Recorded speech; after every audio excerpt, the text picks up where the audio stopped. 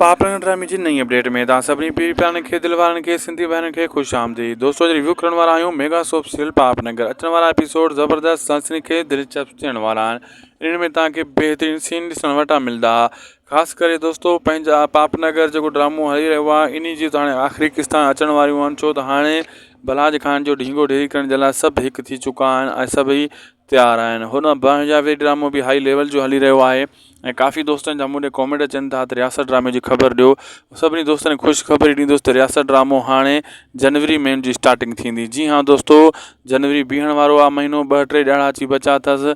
2026 जो स्टार्टिंग थियण वारी आहे। 2026 में हाणे जेको आहे ड्रामो ज़बरदस्त धमाको ऐं एंट्री सां ईंदो रियासत सोप सीरियल। जेका बि दोस्त रियासत सोप सीरियल जे इंतज़ार में आहिनि उन्हनि खे चवंदुसि टेंशन न कयो, रियासत सोप सीरियल एंट्री हणण वारो आहे ड्रामो। ऐं रियासत ड्रामो ई तव्हांखे जेको दोस्तों बहितरीनु कहाणी ॾिसण वटा मिलंदी रियासत ड्रामे में। ऐं पापनगर तमामु जल्द इख़्तिताम ते थींदो। इन चैनल KTN ते वरी रियासत ड्रामो हलायो वेंदो पापनगर खां पोइ। इहो तव्हांखे मां ख़ुशख़बरी ॾेई छॾियां। दोस्तों असांखे ॾींदा इजाज़त, महिरबानी करे उदासी टेक यूट्यूब चैनल खे ज़रूरु सब्सक्राइब लाइक शेयर कंदा, फेसबुक खे फॉलो कंदा।